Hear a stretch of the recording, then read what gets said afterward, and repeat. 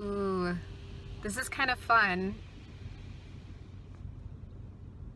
Oh no. The car wash is starting. Maybe the car wash is starting? So this is just a real quick reminder because I realized, oh, here we go. Yep. Can you see this? Car wash! I realized that, hold on.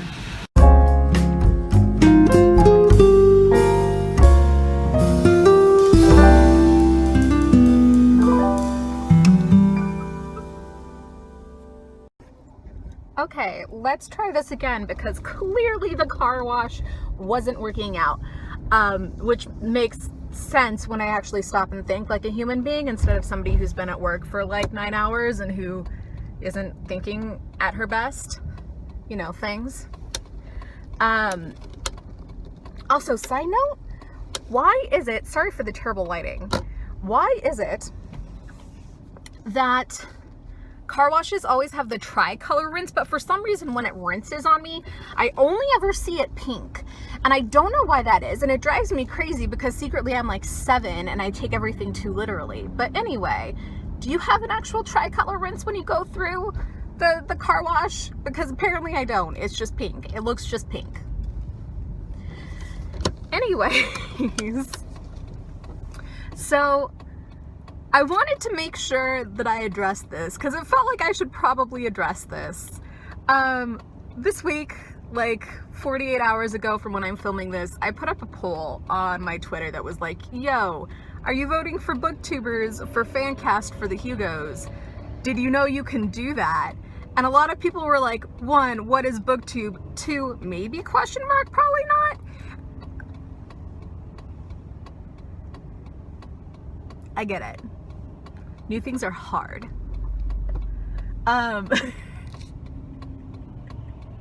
So I'm going to go ahead.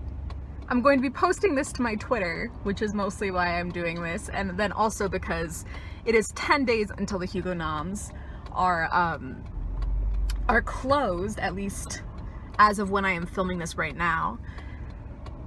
So dudes and dudettes, bros, people who do not identify with any gender, let's talk. Let's talk about how you should be voting for booktubers in the Hugo Awards, specifically under fancast, which is where booktubers are most eligible. Sorry, again, driving because I want to eventually get to my house. So here's the deal, right? I want to remind you that you can vote for booktubers, and I think that you should vote for booktubers in fancast. And I'm not talking about myself, though I would be very flattered. But there are some fantastic booktubers out there who are making absolutely amazing content, whose content is critical, who's, you know, read super diversely, who are making just fantastic and consistent work, and who I really want us to celebrate. I think one of the great things about booktube is that it's so personal, right? You sit down and like you comment on a video and 9 times out of 10 somebody comments back. And that's because I think booktube is a parasocial relationship that is much closer to social than a lot of others. It is much more interactive than something like a podcast. It is really unique in that it lets you into somebody's life, right? Like when you look at a booktube video, you're basically looking at someone's home. You're looking at their space where they read. You are sitting down with them literally over a cup of tea sometimes, right? Like that's amazing. That's amazing. That's something that like the rest of science fiction and fantasy doesn't really offer very much. I would say the closest thing comes in the form of podcasts, and that's totally fine and awesome, and I enjoy a good couple podcasts myself. But it's just so hard to get that interactivity, right? Booktubers, I think, just have a really unique dedication to being part of a community as opposed to being somebody who gets just heard. And I value that.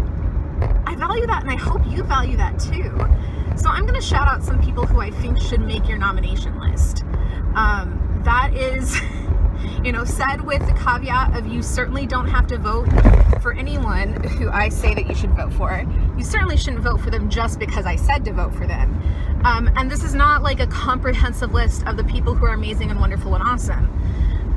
But some people who I think we really should, as a community, kind of come together to celebrate.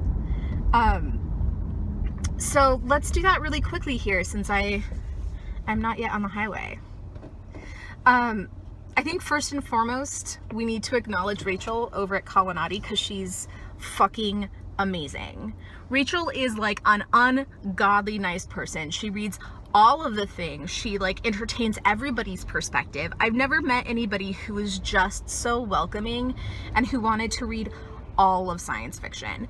She is not like settled into like, I just want to read these particular kinds of works. Or like, yes, like high fantasy is my favorite and that's all I'm ever gonna read. Like Rachel reads everything, and she's like open and honest about her feelings, and she really lets you know what she thinks about a work without having kind of like the same caveats that a lot of us do when we go into it, like, oh God, I hate this particular trope, right? Like, I think Rachel gives every book a really genuine shot to be a pleasing, enjoyable book. And I just really respect her integrity in that. Let's talk quickly about Thomas at SFF 180, who is an amazing cheerleader for the genre and who is like my single source of bookish like release news, right? I know I'm going to see literally every book that is getting released this year if I just watch his Mailbag Mondays, and that's amazing and keeps me on the cutting edge of where I need to be. And on top of that, like, Thomas is super kind and friendly and like really works hard, I think, to lift up the voices of the people around him and to really be somebody who acknowledges his unique privilege in the community, who uses that as a tool to do good. And I think that that's amazing, right? Like, he's not standing by while some bookish bro dude tells some 14-year-old girl that she's not a real fan, right? Like, he's not going to stand for that crap in our community. And I think we need more people who do that, who stand up for the people who are new and engaged and who want to learn. I feel like I have like a super weird light mustache. I'm getting a kick out of this. I'm not going to edit this either. I'm not. I might put in a clip at the beginning to show you my terrible attempt at a car wash adventure, but other than that, I'm not going to edit this. Let's talk about Claire. Claire over at Claire Russo she's a fantastic person. She's like funny and super enthusiastic. I've never met somebody who is just so engaged and interested in fandom purely for fandom's sake. I swear to goodness, like, the girl can talk fanfic for like hours and hours straight, and is there no purer joy in the world than the true love of a fanfic like consumer. I really love hearing her perspective, and she talks a lot about this kind of concept of transformative fandom, right? That like the people who consume work really have a power in changing the way that book is received, the way that it is interpreted, and really like the future of the genre. And that's pretty fucking badass. Like, that is one of the most optimistic ways to look at fandom that I think I have ever really encountered. And on top of that, she does this thing called Genre Wise, which is like a bi-weekly news show that just kind of keeps you up to date. I've never met anybody who is just more up to date on the state of fandom than Claire. And on top of that, like, I find her just fucking fun to be around. I say that as somebody who hangs out with her in person and who has hung out with her online a lot. Like, Claire's just fun. I want to go ahead and I want to shout out Kelsey at the Fancy Hat Lady Reads. She's amazing and lovely, and just like, she has this really pure joy for storytelling, and specifically like her love of fairy tales I find so unendingly pleasing. Kelsey is like, she looks like a little nymph come to life. And the fact that she loves fairy tales in particular, I find just so lovely. And on top of that, she's super sweet. I've never met anybody who is just more like happy to be around and a part of the community, and who like genuinely wants to make good quality work. She's just a pure little cinnamon roll, too good for this world. Let's talk about Marina's, who does some science fiction stuff. She does more, I would say, in kind of social commentary side of things, like social commentary on the bookish side of things. But she's a passionate advocate for reading and for reading culture, and she looks at science fiction and fantasy with a really, like, a very clear lens that's like, I can see when something in this is problematic, but I can also see why that occurs and what parts of my own feelings are right and which ones of them are maybe a little bit overdrawn from like my own emotions. And I find that her insightfulness is just amazing. There's Joe from Final Blow Joe, who I talk about not infrequently on this channel, but he's just lovely. He just wants to like be a cool dude and hang out, and like talking with him is like just sitting around in your living room with a buddy, and I like that about his work. In particular of this list, I think